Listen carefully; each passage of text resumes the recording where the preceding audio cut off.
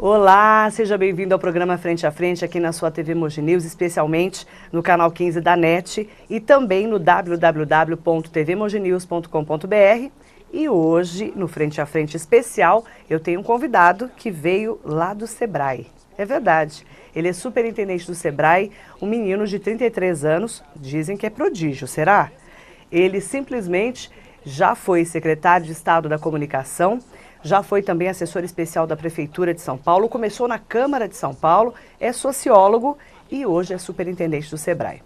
Vou contar a história do Bruno Caetano para você com muita política e empreendedorismo aqui na TV Mogi News.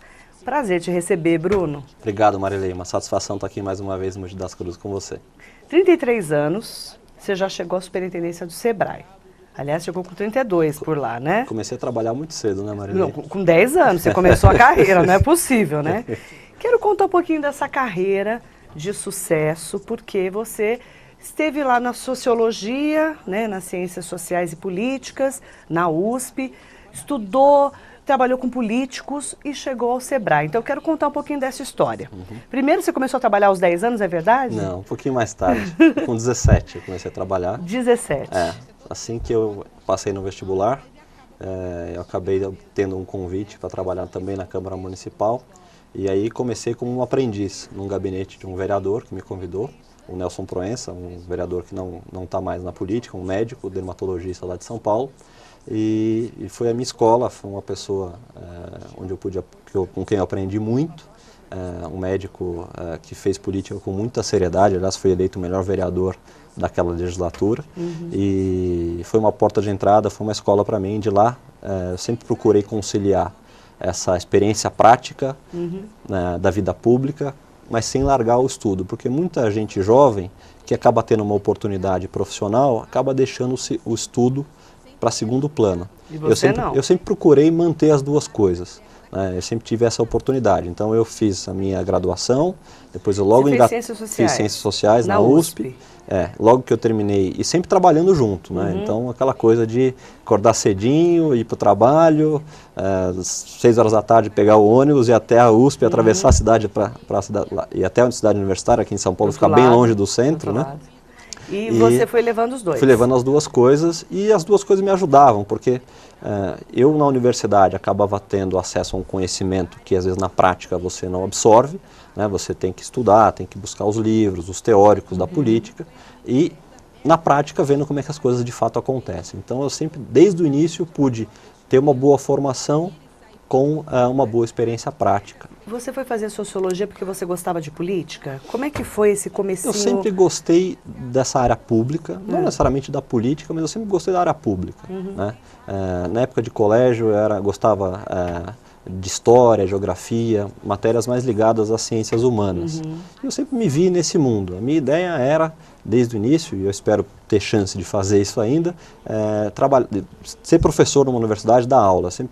Até por isso, depois eu engatei no mestrado e agora eu estou concluindo o doutorado. Que eu tenho, Os dois na USP? Os dois na USP. Em que você está fazendo doutorado? Eu fiz o mestrado na ciência política, Eu fiz a minha graduação em ciências sociais, e aí eu já engatei no mestrado na ciência política da USP, e agora estou concluindo o doutorado também na ciência política da USP. Bacana. Lá na Câmara você acabou ficando e amadurecendo um pouco lá, mesmo fazendo a faculdade. Depois da faculdade, como é que você fez? Vou até contar para você uma história de como eu fui parar nesse mundo, né? Então eu estudei no Colégio Santa Maria, um colégio lá de São Paulo, e no terceiro colegial, agora é terceiro ano do ensino médio, né? Muda. Estamos ficando velho, tá vendo? Estava chamando de novo aqui, mas já mudou, né? Na minha época era ginásio e colégio. Era o primário, o ginásio e o colegial. Isso agora mesmo. já é ensino fundamental e ensino médio. Então, quando eu estava fazendo o terceiro ano do ensino médio, eu era presidente do Grêmio do colégio, e o colégio oferecia aos alunos uma disciplina optativa, até para direcionar para a faculdade, para orientação vocacional. Então, quem, por exemplo, tinha mais vocação para a área de biológicas, tinha lá a disciplina de ciências biológicas, secava galinha, secava lá uns bichinhos. Eu gostava mais das ciências humanas e tinha uma disciplina de ciência política. Então, na ocasião, o trabalho de conclusão de curso era organizar um debate com candidatos a vereador, porque era ano de eleição municipal, 1996. Eu acabei sendo mediador do debate, e nesse debate o Nelson Proença foi representando o PSDB. Ao final do debate ele me convidou para trabalhar com ele. Eu achei que era papo de político em véspera de eleição. Você falou, eu falei, olha, vereador, te agradeço, mas no final do ano eu vou prestar vestibular da FUVEST, um vestibular concorrido, e não dá para eu agora trabalhar e tal, e disse não a ele. No final do ano eu prestei o vestibular, passei no vestibular, e em janeiro, quando saiu o resultado, ele me ligou. Ligou para minha casa, eu estava na praia, inclusive. Minha mãe me ligou, Bruno, tem um vereador, Nelson Proença, querendo falar contigo. Eu falei, tá bom. Né? Lembrei dele, aí falei, olha, Bruno, estou te ligando para te cumprimentar, porque você passou no vestibular, e eu queria te fazer o mesmo convite que eu te fiz. Eu ganhei a eleição, não sei se você sabe, e queria que você fosse trabalhar comigo. Falei, puxa, vereador, mas eu acabei de entrar na faculdade. Gostou mesmo de você. Pois é. Aí eu falei, acabei de entrar na faculdade, não, olha, faça o teu horário, veja do jeito que você quiser. Falei, então tá bom, vamos combinar o seguinte, em março eu vou até o teu gabinete. E aí começaram as aulas no finalzinho de fevereiro, no começo de março eu fui ao gabinete dele e falou, Bruno, quero que você venha trabalhar comigo. Eu falei, mas vereador, para fazer o quê? O que você quiser, venha aprender. E eu fiquei lá 2 anos e meio, 3 anos, numa situação de aprendiz. Né? Ele me dava uma ajuda de custo para eu pegar o ônibus, depois almoçar, essas coisas, mas sem muita responsabilidade objetiva. Foi uma escola, uma oportunidade que ele me deu, gostou de mim assim, de modo espontâneo, e sou muito grato a ele por essa oportunidade. E de lá, como é que foi? Você já estava se formando, como é que você fez? Então, aí eu continuei estudando, mas não parei, até hoje estou estudando. Direto. Né? E aí ele não foi candidato à reeleição, mas foi coordenador do programa de governo do Geraldo Alckmin a prefeito no ano 2000. E eu pude participar desse grupo que coordenou o programa de governo do Alckmin, prefeito de São Paulo. O Alckmin não ganhou a eleição. Eu lembro. Por 7 mil votos, aliás, ele não foi ao segundo turno naquela eleição. Mas depois, nos 2 anos seguintes, ele foi eleito governador de São Paulo. Depois do falecimento do Mário Covas. E aí eu tive a oportunidade de continuar na Câmara Municipal com o Ricardo Montoro, que me convidou para... Que é o filho do Montoro. Que é o filho do governador Franco Montoro. E lá fiquei durante 4 anos, aí já numa situação formal, com responsabilidades. A minha tarefa era acompanhar o orçamento da cidade de São Paulo. Eu virei um especialista em orçamento municipal. Bacana. Então sabia exatamente onde a prefeitura gastava e deixava de gastar o dinheiro que arrecadava dos contribuintes. Outra escola, então. Outra escola. Aprendi a mexer. Que é difícil lidar com orçamento. Lembro até hoje da lei, a Lei 4.320, de 64, que rege o orçamento público. E a gente aprende e quando a gente olha o orçamento, a gente sabe o que é prioridade ou não. Né? Um prefeito que fala que é prioridade tal área, mas não investe nessa área, porque na prática não é prioridade. Exatamente. Então eu pude identificar. E aí, como eu conheci o Serra? Isso. Foi assim, nesse trabalho que eu fiz sobre orçamento público, gestão municipal, quando o Serra foi candidato a prefeito em 2004, ao final daqueles 4 anos que eu trabalhei, nos últimos 4 anos que eu trabalhei na Câmara Municipal, ele reuniu um grupo de pessoas, técnicos, que entendiam um pouco dos assuntos da cidade, para contar para ele como é que estava a cidade, fazer um raio-x da cidade. Ele tinha sido ministro da Saúde, estava afastado de São Paulo há alguns anos, então gostaria de retomar um pouco os assuntos da cidade. No dia em que o Serra marcou essa reunião, jamais tinha estado pessoalmente com o Serra, um estudo que eu havia feito para a Folha de São Paulo foi a manchete do jornal. Eu cheguei na sala do Serra, o Serra estava lendo o jornal com o estudo.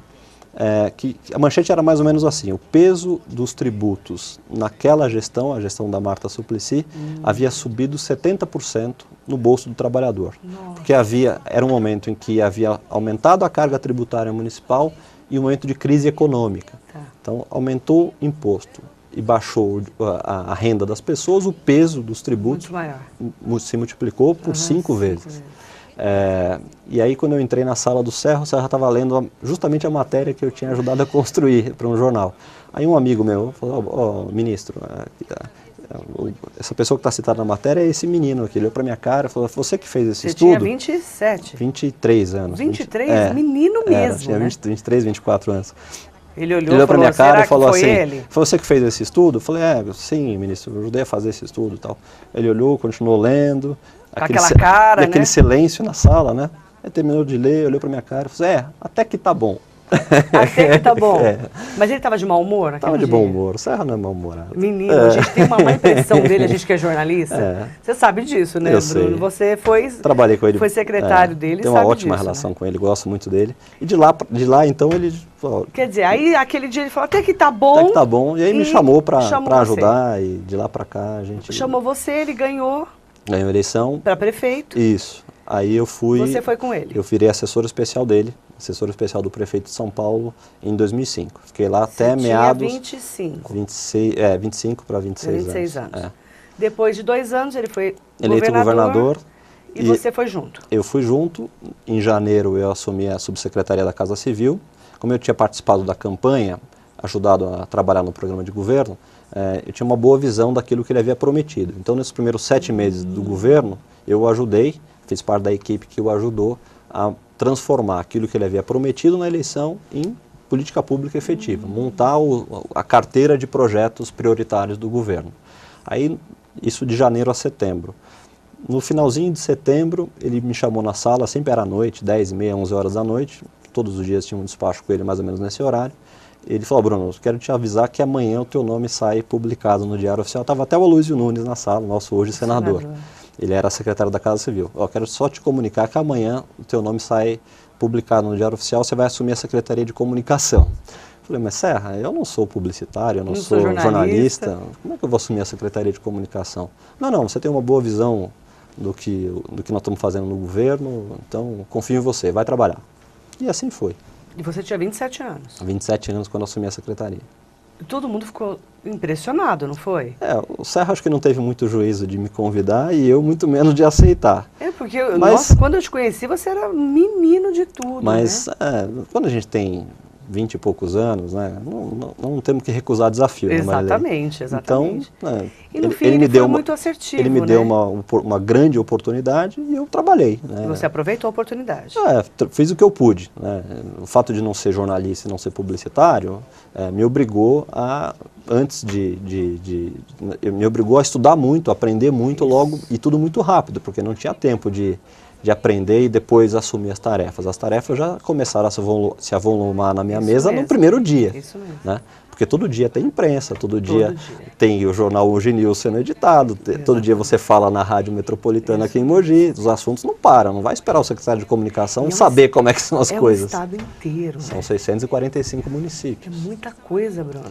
Bastante. É uma Como responsabilidade é que foi esse peso? grande. Foi muito pesado, assim, esse fardo aí, lidando com política, você não sendo técnico da área, mas sendo cientista político, né, já formado, já com mestrado e tudo mais. Como é que foi esse desafio para você? Olha, é muito diferente você assessorar, como eu assessorava, do que você assumir a responsabilidade. Né? Quando eu era assessor na Câmara Municipal, ou mesmo do prefeito, você tem responsabilidade, mas você não assina documentos, você não responde com o seu patrimônio em cima daquela assinatura, você não é o responsável, né? Você é um assessor. Então, quando você assume uma responsabilidade dessa, é difícil.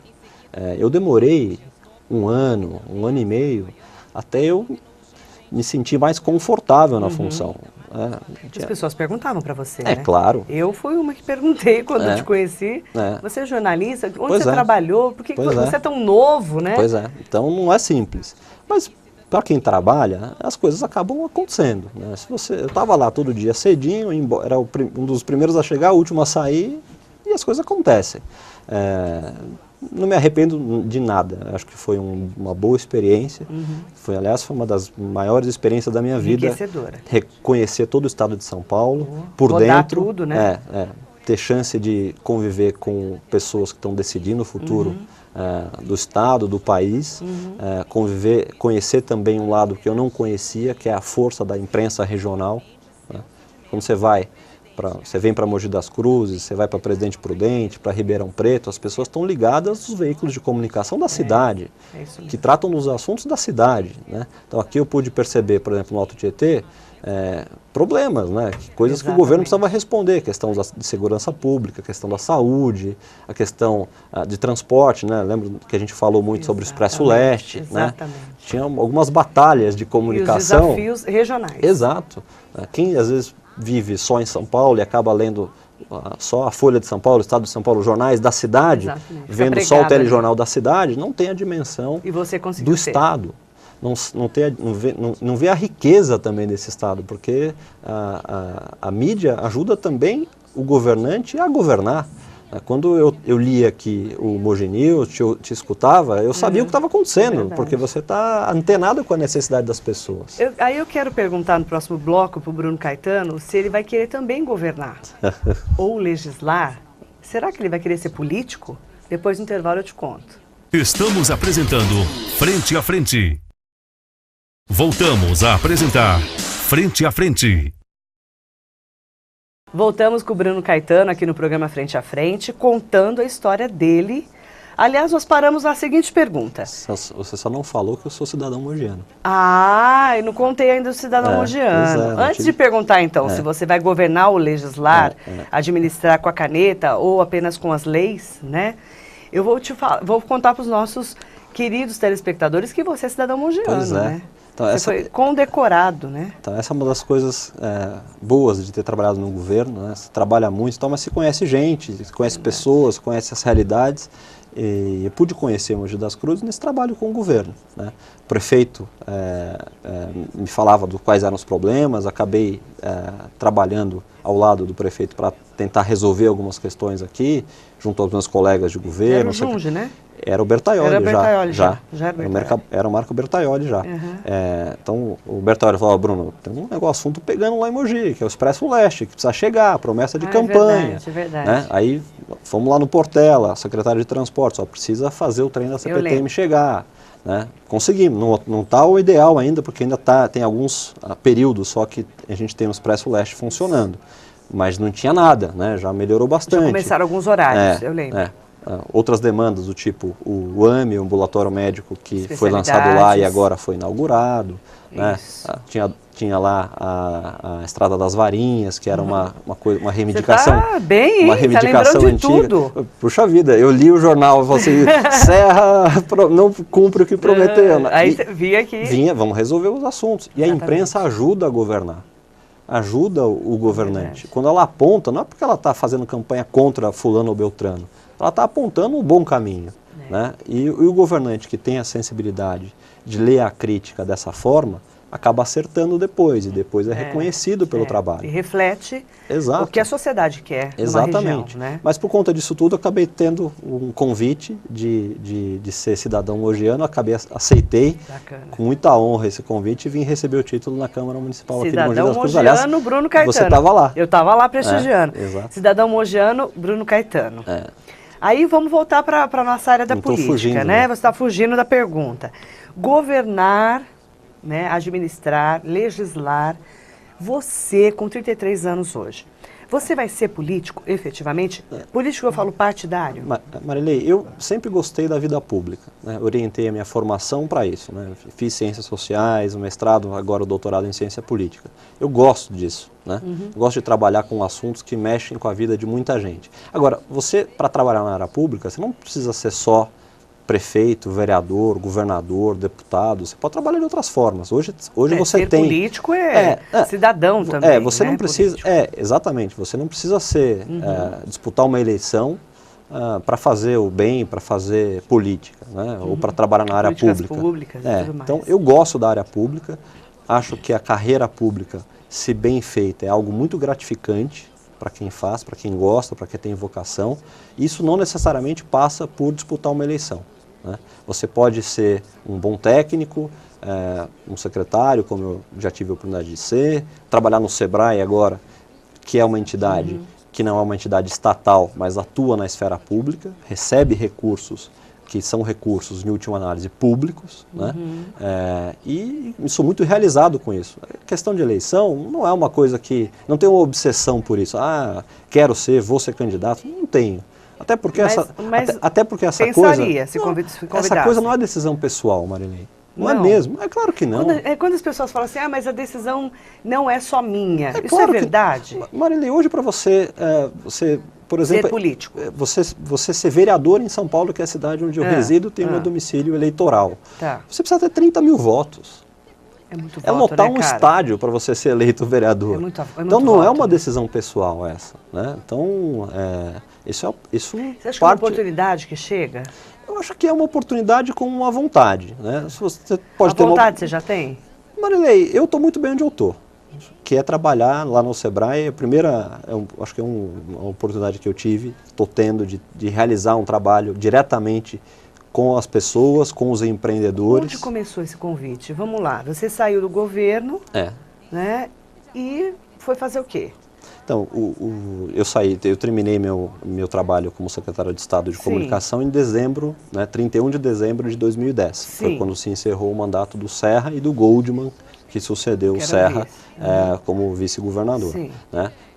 E havia a possibilidade de um trabalho junto ao Sebrae, que também é uma entidade que conta com um conselho composto por entidades do governo, né? São 13 membros que compõem o conselho do Sebrae que escolhem os diretores. Então, você tem o governo do estado compondo o conselho do Sebrae e as entidades empresariais, Fiesp, Fecomércio, Associação Comercial. E nessa reunião de formação da nova diretoria do Sebrae, esse conselho entendeu que eu seria um bom nome para dirigir o Sebrae pelos 4 anos seguintes, 2011 a 2014. Então você foi indicado. Eu fui indicado pelas entidades do governo do estado que compõem o conselho. Certo. A Secretaria de Desenvolvimento, o IPT, o Instituto de Políticas Tecnológicas de Pesquisa, e também a nossa Caixa de Desenvolvimento. E aí Você já tinha pensado no Sebrae? Meu pai era empreendedor. Meu pai tem uma loja de sapatos na Avenida CUPC, um bairro da Zona Sul de São Paulo. Não, agora ele já se aposentou. Agora não mais. Ele teve uma loja de sapato durante 40 anos na Avenida CUPC. A história Isso dele é muito bonita. empreendedor mesmo, né? A história dele é muito bonita, aliás, muito comum a história de muita gente que está nos assistindo aqui. Meus pais são do interior de Minas Gerais. Eles nasceram numa cidadezinha de 3 mil habitantes. Meu pai veio a São Paulo para trabalhar numa loja de sapato. Uma loja que era do tio dele. De um tio distante, mas um tio. E aí ele veio para cá, não tinha onde morar, morava na loja. Então ele abria e fechava a loja e dormia dentro da loja. Trabalhou, acabou comprando a loja, né, na Avenida CUPC. Então ele ficou 40 anos com aquela loja. Trabalho. E o Sebrae sempre foi muito presente na vida do meu pai, né, que sempre buscou a ajuda do Sebrae como empreendedor que ele era. E quando eu tive essa oportunidade de trabalhar, resgatei um pouco da história da minha própria família. Né, Seu pai está vivo? Meu pai está vivo. Que bom. Imagina, bacana ele ver você assumir o Sebrae, né? Ele gostou muito, né? Agora quando eu assumi, ele já não tinha loja aberta, já tinha se aposentado, mas está muito contente. Hoje ele já vive metade do tempo em São Paulo, metade do tempo em Minas, cuidando da minha avó. Na sombra, né? Mais ou menos, né? Mas olha que interessante, né? Você foi escolhido, foi indicado, e claro, tem competência para isso, para estar no Sebrae. E você começar uma outra história, né, com o empreendedorismo. Porque você era um empreendedor político, né, e técnico também. Mas como é que é o Sebrae para quem estava na área política? Conta para mim o que mudou na sua vida com o Sebrae. O Sebrae me dá a chance de realizar, de ter um planejamento mais certo das minhas ações, das minhas atividades, planejar, trabalhar, executar e acompanhar o resultado da ação. Né? Quando você tá no governo, você não tem esse domínio, porque as coisas acontecem de maneira muito rápida, ainda mais na área que eu estava, que era a área da comunicação. Cada dia era uma agonia, porque os assuntos se avolumavam, muitas vezes você só fazia aquilo que é o urgente e não aquilo que é o prioritário, o necessário, especialmente na área da comunicação. No Sebrae não, no Sebrae é uma agenda positiva. Então, eu consigo, por exemplo, desenhar um projeto, acompanhar esse projeto, executar e acompanhar os resultados. Isso me deixa muito mais contente do que a atividade, por exemplo, do que eu exercia no governo. Não que se trabalhe menos, acho que eu trabalho igual ao que se trabalhava, mas o sentimento de realização é maior. O sentimento de você estar vendo, acompanhando e pegando no resultado, né? Meio tangível, né? É diferente, Sebrae, né? É uma fábrica de sonhos, Marilene. Porque hoje o sonho do brasileiro além da casa própria, que é um sonho que todo mundo tem, é ser empreendedor, é ser patrão. E trabalhar numa entidade cuja Você missão leva, né? é ajudar a realizar esse sonho, é muito gratificante. Verdade. Né? Quando o Sebrae esse ano, em 2012, para você ter uma ideia, vai atender mais de 400 mil empreendedores em todo o estado de São Paulo. 400 mil empreendedores. Nós temos hoje 2,5 milhões de micro e pequenas empresas instaladas no estado de São Paulo. Dessas, só em 2012, nós vamos atender 400 mil. São 400 mil pessoas que sonham, né, com uma vida melhor para ela, para a família, dar certo. Né?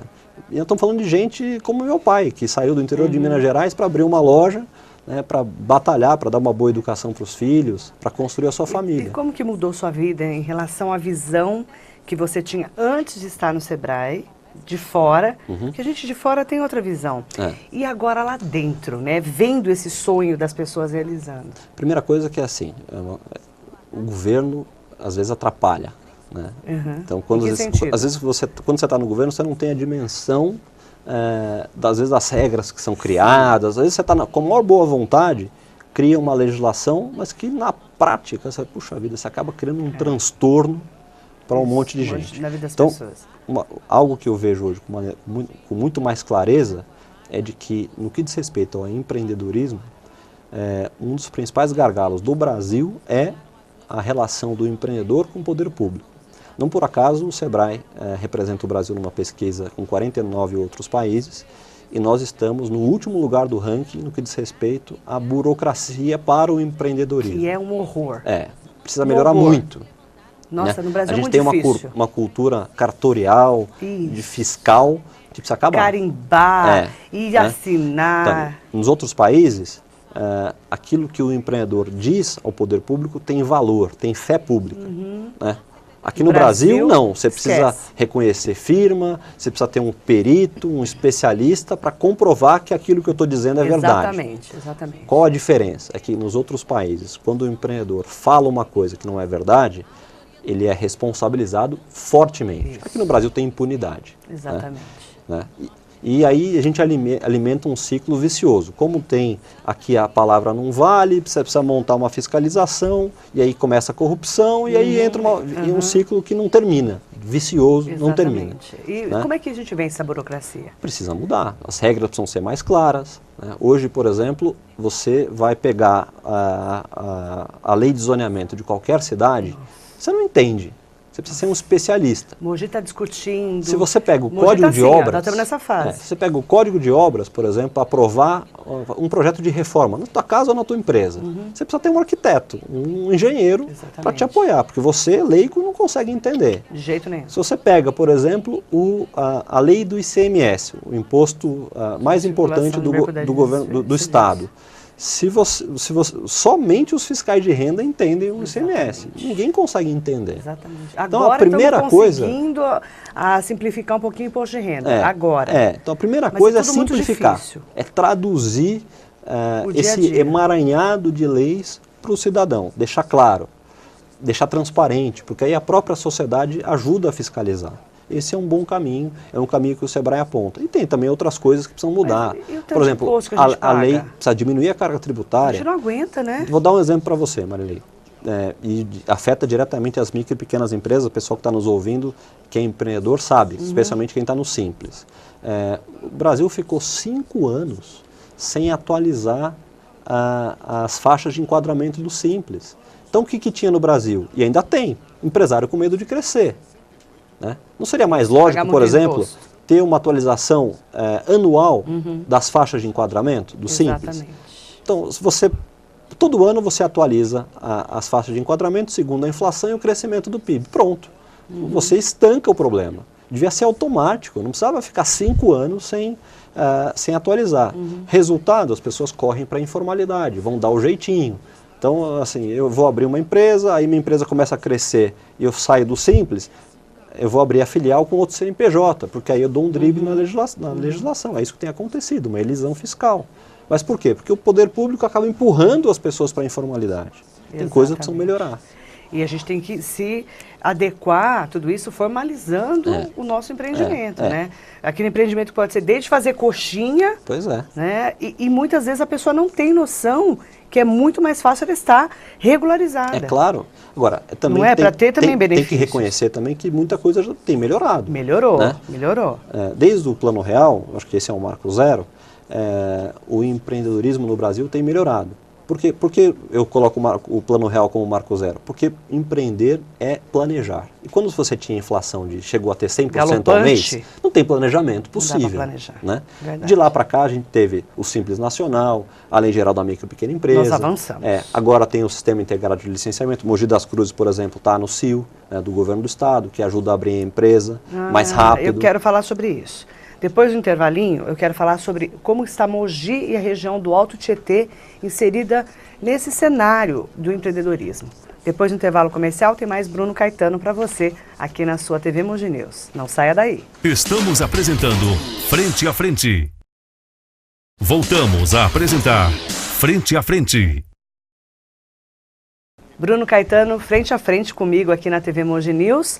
Meu convidado especial, primeiro, antes de regionalizar o assunto do Sebrae, ele é o garoto propaganda, viu, gente? Você vai ver Bruno Caetano Tô aprendendo. com esse corpinho de bailarino espanhol. Você já está escolado em olhar para a câmera, Coloca as imagens aí, coloca as imagens aí. Disso. Quer aumentar o faturamento da sua loja como o Djalma fez? Deixe o Sebrae ajudar você. Como é que é essa história de você fazer garoto propaganda agora Como secretário de comunicação, eu gostava de dar hora. Não, vamos fazer de novo, Grajão, não ficou Mas você bom. nunca aparecia. Nunca aparecia. Agora eu tô vendo que é bom pra tosse. Né? Agora você tá lá, né? Não é fácil, Marilê. No vídeo. Como é que é? Primeira vez que são filmes que duram um minuto e meio. Isso, eu tenho assistido. Que a gente fala, o nosso telespectador está assistindo agora. Um caso do Sebrae, né? Um caso de deu sucesso. Certo, né? Um case de sucesso. Um empresário que se valeu do Sebrae, que utilizou o Sebrae e melhorou sua empresa, ganhou mais dinheiro, está mais feliz. E dura um minuto e meio. E a minha fala dura 15 segundos. Primeiro dia que eu fui gravar, demorei uma hora e meia. Pra gravar 15 segundos. Você vê como é difícil fazer essa caixinha aqui, né? Difícil, não é? É muito difícil. Mas não é legal? Eu ainda não me sinto à vontade. Você não acostumou ainda de se ver bonito assim no vídeo? Eu não vejo.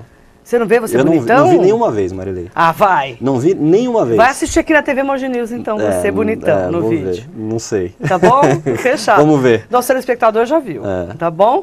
Vamos falar um pouquinho do Sebrae aqui na região do Alto Tietê. Como é que você regionaliza o assunto Sebrae? Eu sei que você dá muito valor para as cidades que são espalhadas aí por esses locais, assim, região do Alto Tietê, né?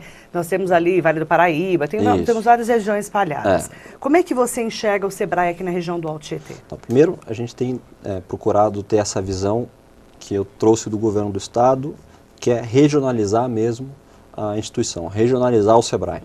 As questões que estão impostas aqui para o Alto Tietê são diferentes, por exemplo, daquelas de Presidente Prudente, que são diferentes de São Paulo. Por causa das peculiaridades da região até, né?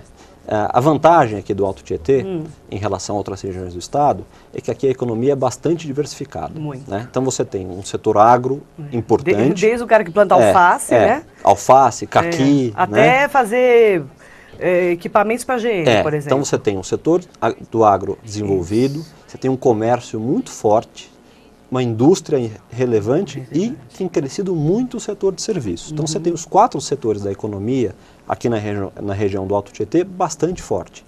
E o Sebrae está orientado para dar conta desses 4 setores. Então, para o setor, para o agro, a gente tem o Agro Sebrae, nós estamos trabalhando ao lado do produtor rural aqui do Alto Tietê, né, com um programa de capacitação, treinamento, porque o empresário, o produtor rural hoje, ele tem que ser um empresário do campo. Não é mais o agricultor do passado. Ele tem que ser um empresário, tem que ter uma visão empresarial. Né? Uma propriedade rural é uma empresa. Né? Precisa ser tratada dessa maneira. E claro, sem blá blá blá. Né? Tem que, nossos técnicos vão falar a linguagem do produtor rural. Não adianta fazer também coisa muito mirabolante. Mas o produtor precisa ter essa visão. Setor do comércio, mesma coisa. Uma novidade eu vou contar aqui em primeira mão. Estamos lançando aqui em Mogi das Cruzes e também para todo o Alto Tietê o programa Inova Loja. A gente sabe que aqui na cidade de Mogi das Cruzes tem o Cidade Limpa. Sim, Né? sim. Você precisa respeitar a legislação, colaborar para o urbanismo. Mas é possível melhorar a fachada da loja, é possível melhorar as vitrines, é possível melhorar o layout dessa loja e com isso você vai faturar mais, vai vender mais. Como é que funciona o programa?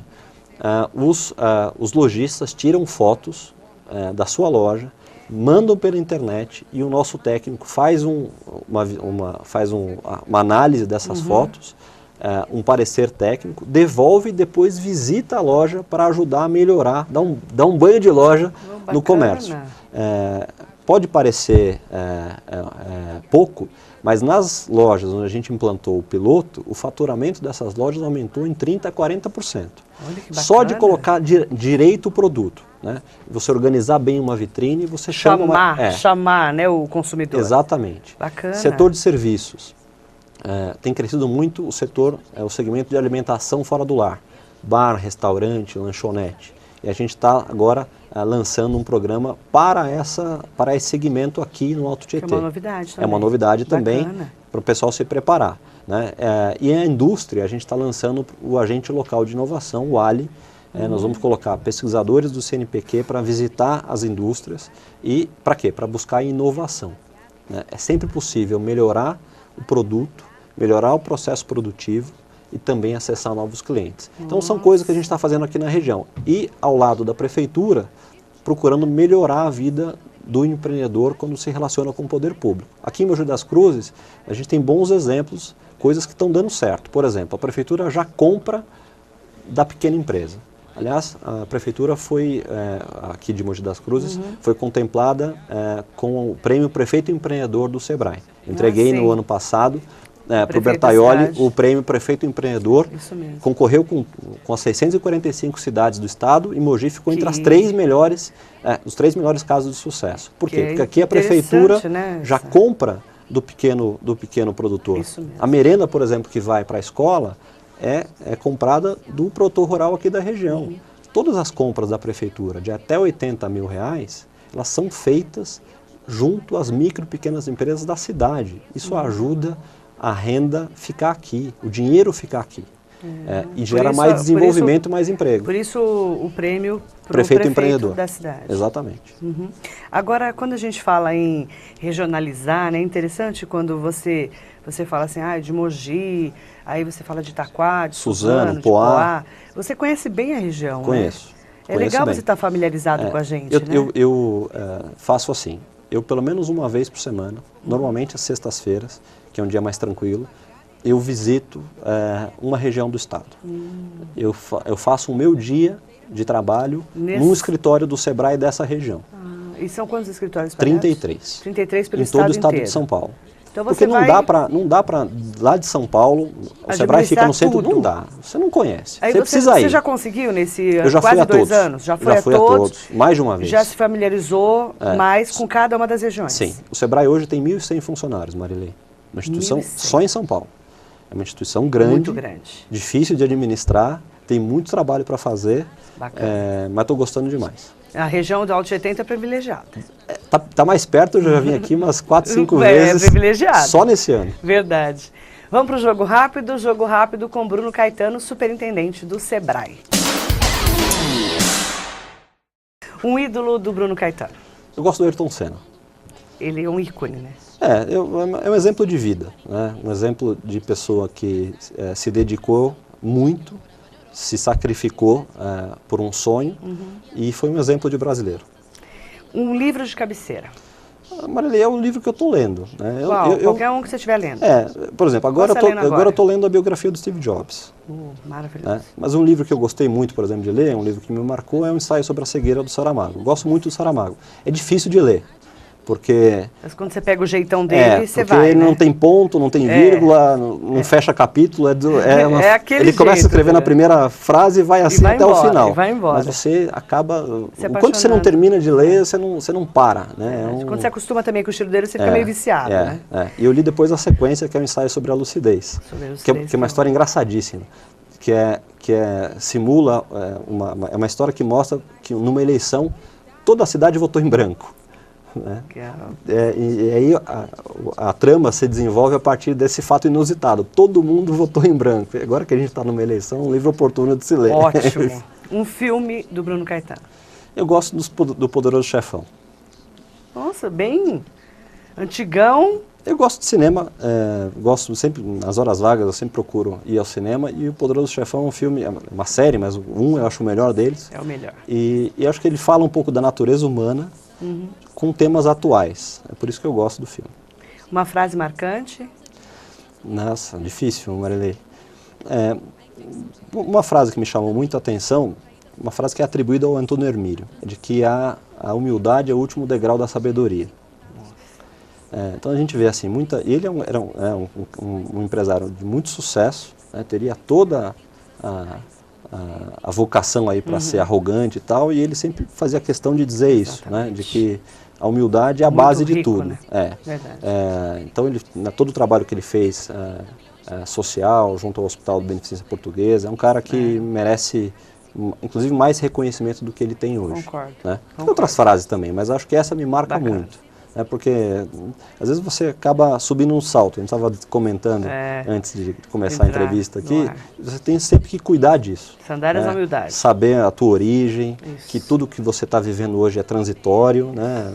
Não é... Somos todos passageiros. Exato. Menos o motorista e o cobrador. Não né? tem essa de subir no salto. Senão... Verdade. Tudo é passageiro, tudo bobagem, né? Eu concordo com você. Um exemplo de vida. Meu pai.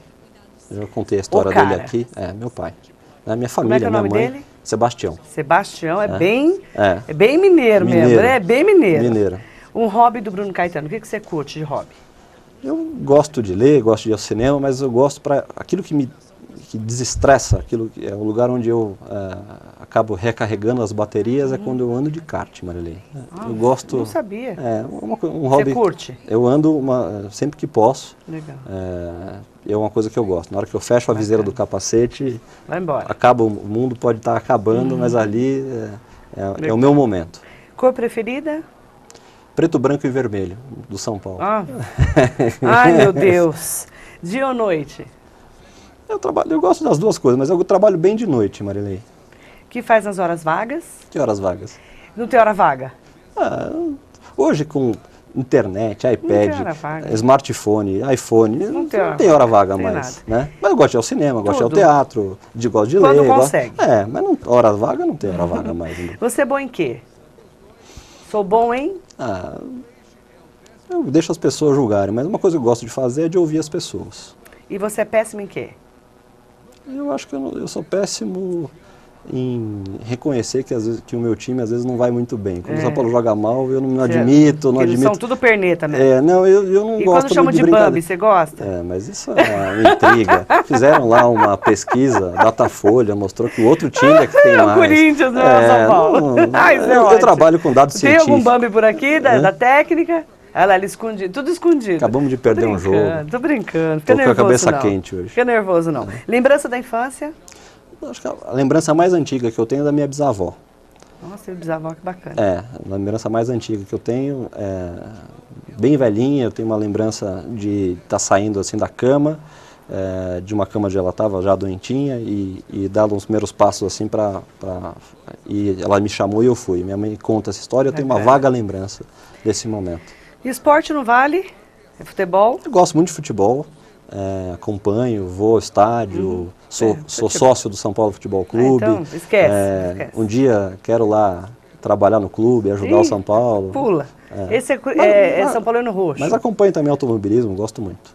O que você curte mais na internet? Eu gosto dessa interação com as pessoas. Um lugar?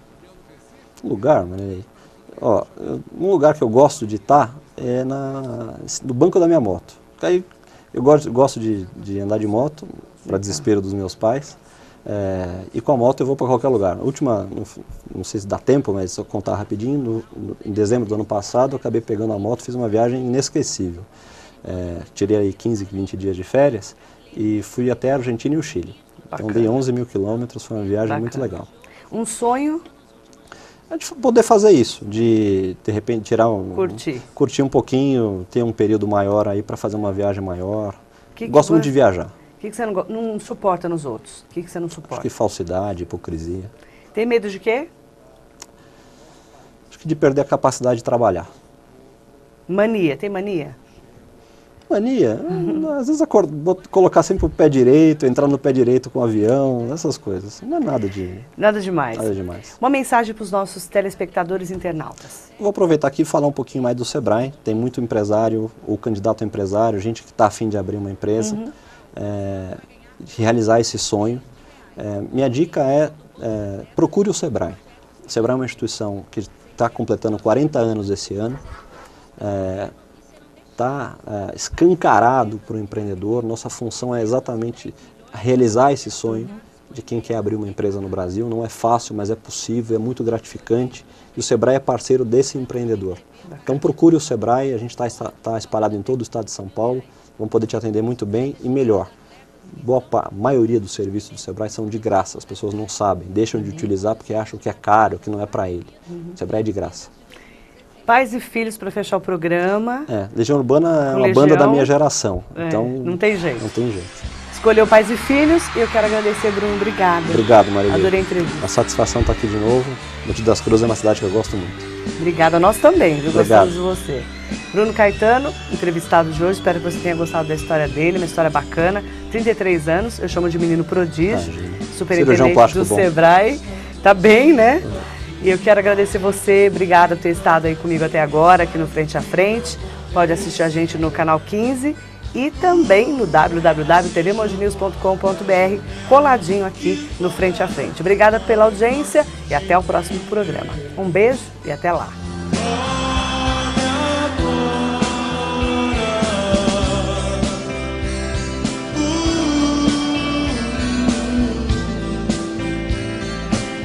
É só o vento